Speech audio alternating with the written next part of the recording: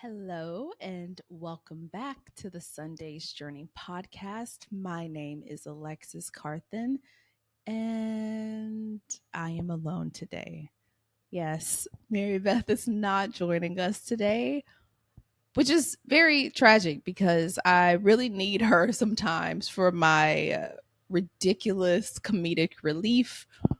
But alas, here we are.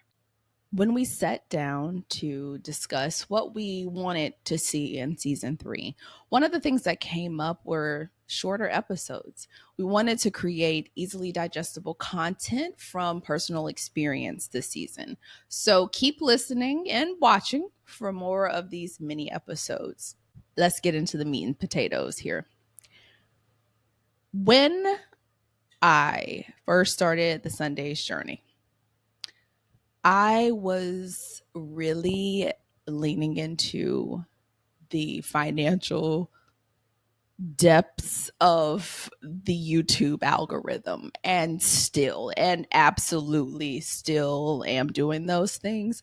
For some reason, over the last couple of years or a few years now, I have become very keen to personal finance. Like I am all into it. I used to think that money was this really taboo thing that we shouldn't really discuss. Like we should kind of keep our finances to ourselves. And sure, maybe you don't want to share what you make with, a random person on the street, but I find that being open and honest and just a little bit more free to discuss personal finances, I believe it allows to break down that barrier of taboo. Like so many people walk around wanting to portray a certain type of life, whether that is better or worse than what they have,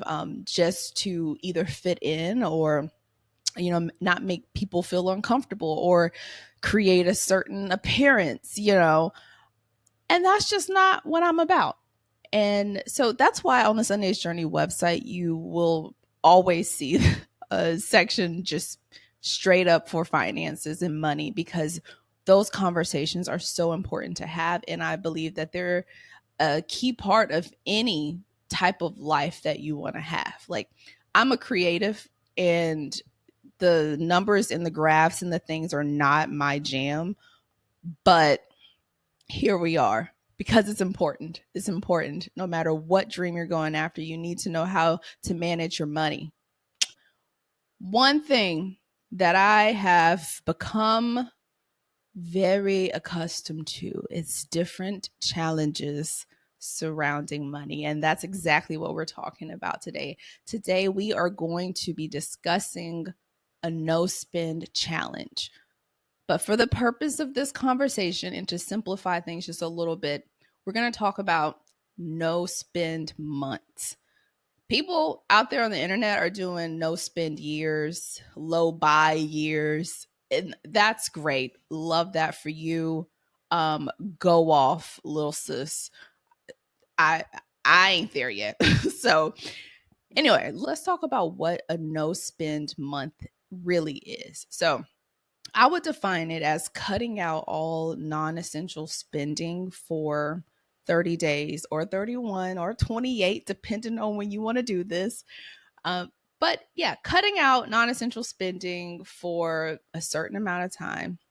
And essential means different things for different people. But for me, essential means groceries, bills, medical, pet care, all the stuff, all of the things that you need to survive, to live. So what usually gets cut in a no spend challenge is things like takeout, shopping, entertainment, all your little movie dates and your door dashing. You cut it out for 30 days. So why would someone even want to do a no spend month? Like why would I want to cut out all of the pleasures of my life? I'll tell you why. It's to reset your relationship with money, to help you identify end mindless spending habits. And, it can also help you build your savings quickly. Maybe you have a goal like a travel or debt payoff or an emergency fund that you're trying to build. This is a great opportunity to help you kind of catapult ahead in either of those areas. And, also, it's a good way to help you practice gratitude for the things that you already have. Let that marinate for a second. I'm going to personalize this a little bit.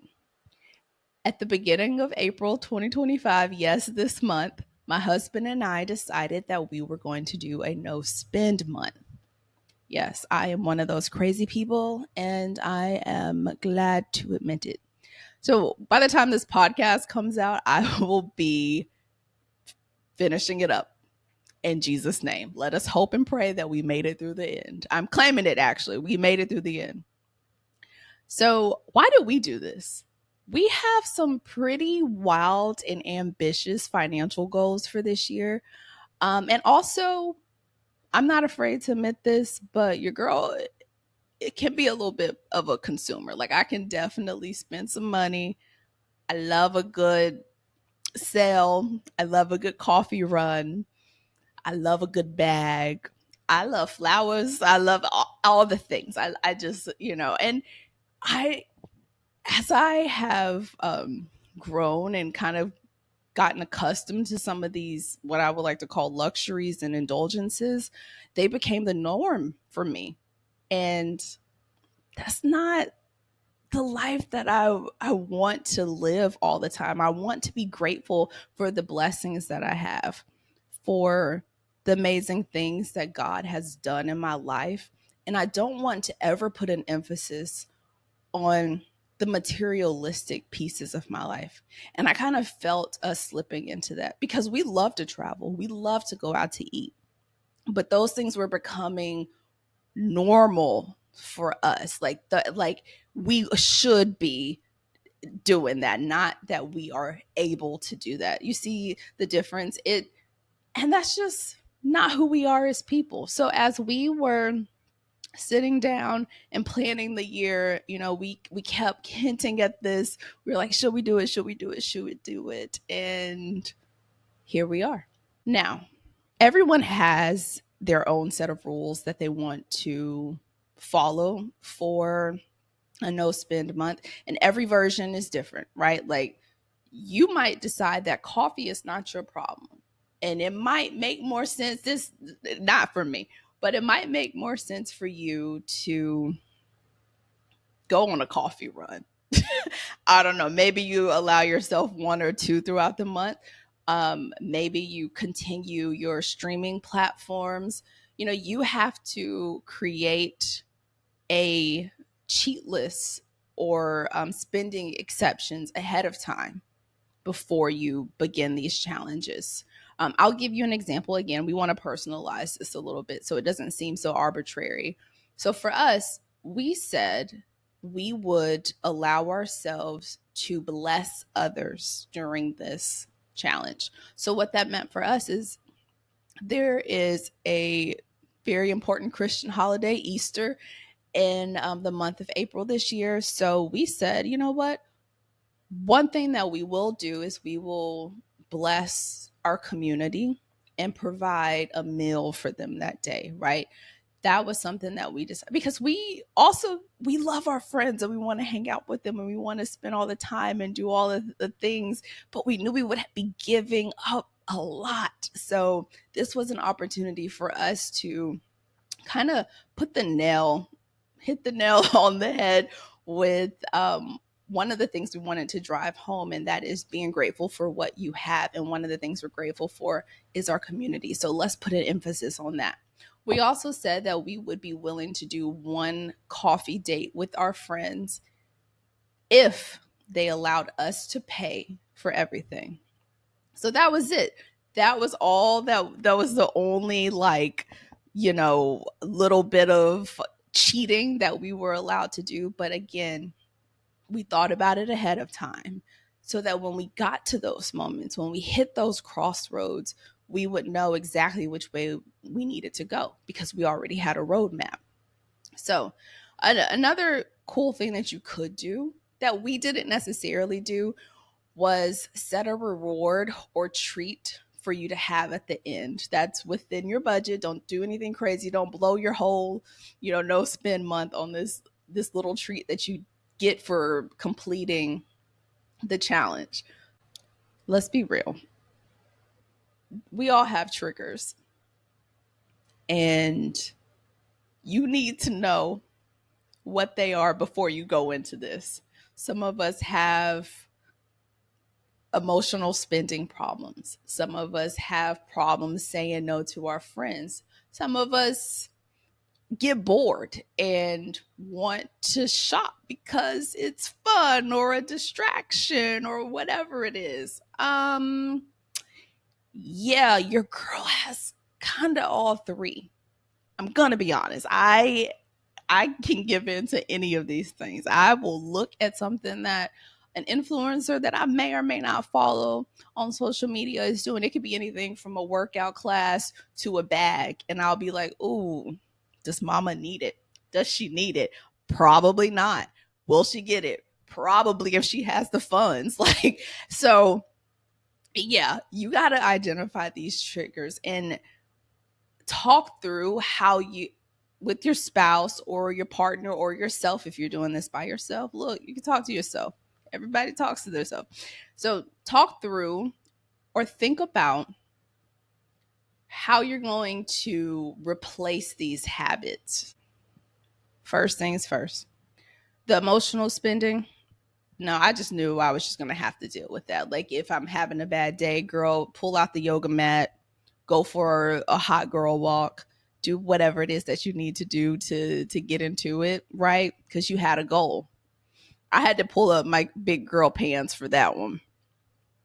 The next thing, the social pressure. Y'all, that was hard. That was hard. We have accumulated a wonderful set of friends and we love them dearly. But we had to say no to a lot, right? How do we do this?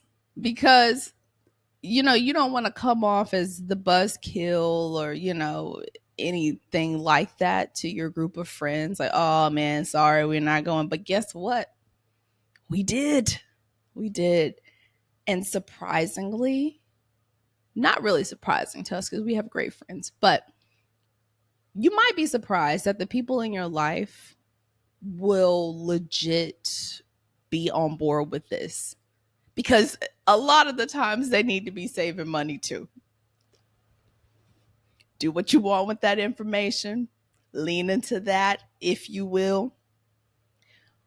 But a lot of people are like, dang, y'all really doing that? That's crazy. I can't even believe that. Yeah, and we did. And they also got creative. They also said, you know what? We'll come over for dinner. We'll bring this. We'll invite you to dinner. And when you do that, you'll be surprised at how many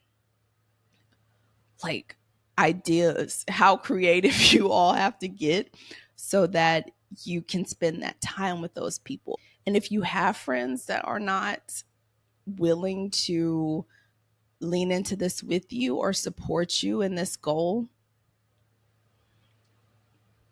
are they friends? Do they have their priorities aligned? Maybe they are friends, but do they have those priorities aligned? Just saying. And a way to combat boredom,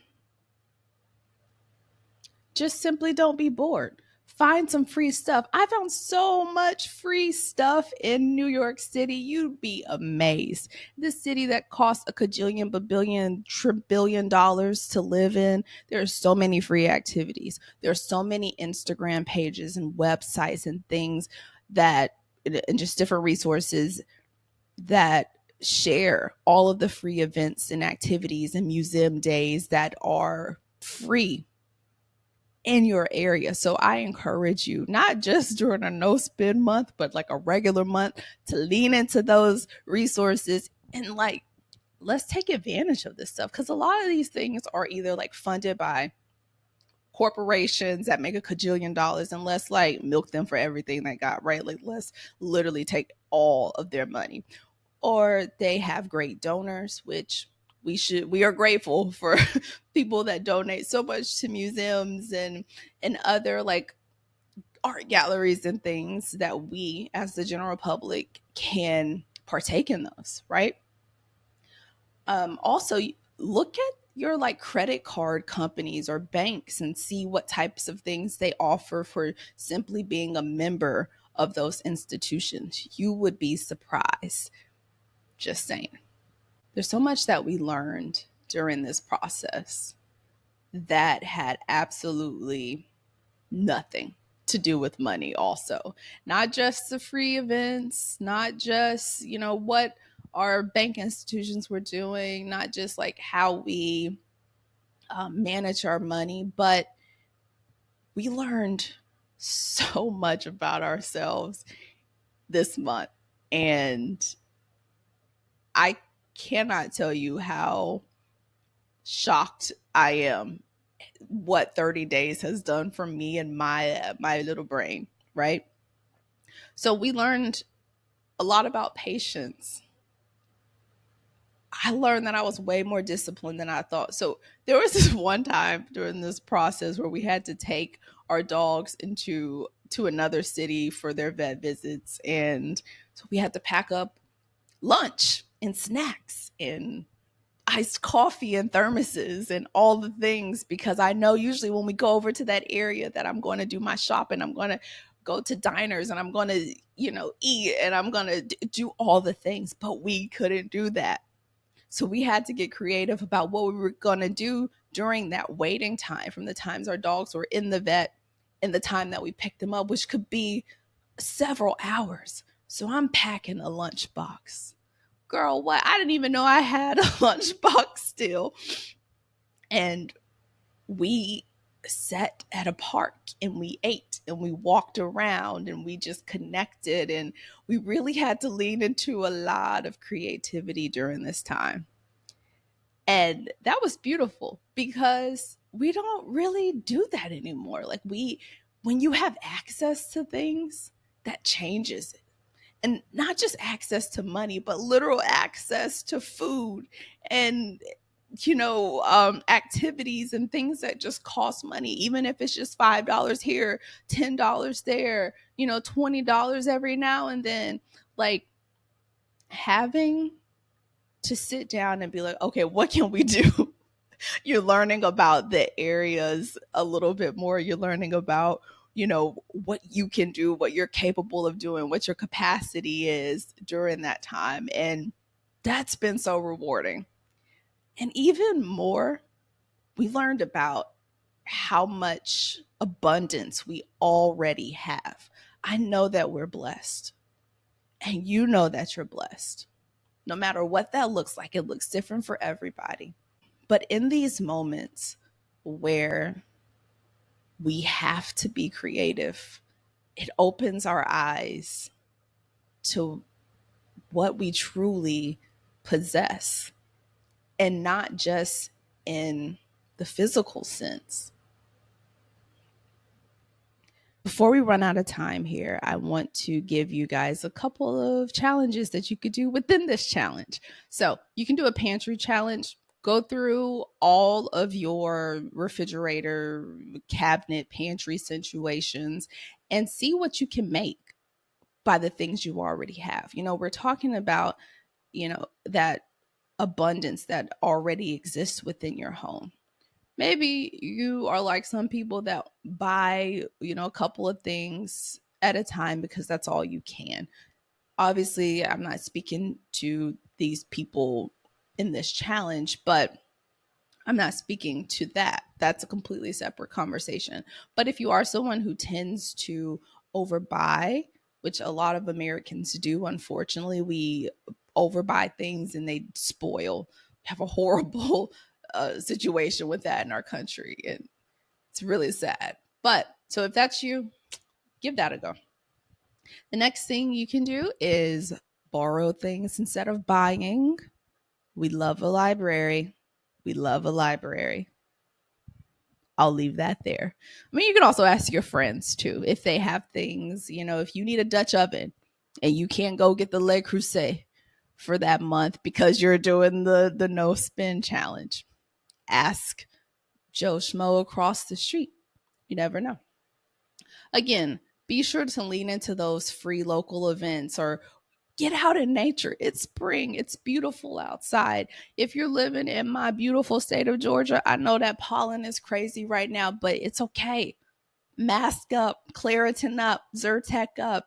Get out there. Enjoy God's free beauty that he's created for us. Go and do it. It's free. And finally, I want to circle back about that accountability piece. Tell the people in your life that you're doing this. You will be so surprised at how supportive people are. You can also, if you don't have a community where you can kind of lean into or like have that sort of a accountability partner or system, you can also create your own by journaling, having weekly check-ins with your partner. You can use any of those like habit tracker apps. And maybe you can knock on the door, send us a quick, beautiful message and say, hey, I need some support. I want the SunDaze Journey people to give me a little bit of encouragement, and we will do that. Just email us at hello@sundazejourney.com. We are here for you. Do the things. So when the month ends, you got to regroup. And I can't wait to do that. I cannot wait to sit back and bask in the fact that we did it. We survived. We were creative. We were resourceful. I am excited for that. So you have to make sure you do that. When the month ends, do a recap. Do a post-mortem, as they call it in the project management world. Look at what you succeeded in, what was hard, did you miss anything? Ask yourself these questions, because I feel like that's going to give you the ammo to keep up some of these habits long term. And that's what we need. This economy is trash. We don't know what's going to happen with this administration, and we don't know how our finances will be impacted. And this challenge is a great way to really get a better understanding and nip a lot of our negative habits surrounding money right in the butt, and that's what we need. We need to do that. So I implore you guys to take this challenge. Do it for yourself. Do it with your friends. Do it with your mom, your dad, your lovers. Do it with your enemies, because they need to be saving money too. Thank you guys again for joining this episode. I know this was a little different, but it was so much fun, and I really appreciate you staying all the way to the end. As always, feel free to rate, subscribe, send this podcast to all of your friends and family, all of the people in your life, to someone who you think could benefit from this challenge or any of the other content that we have shared with you guys that we've created for you all. You can also visit our website, thesundazejourney.com, to read more about money. Read more about money and all of the other topics that we have, from wellness to productivity, all on our website, thesundazejourney.com. Thank you guys again for listening. This has been so much fun. Bye.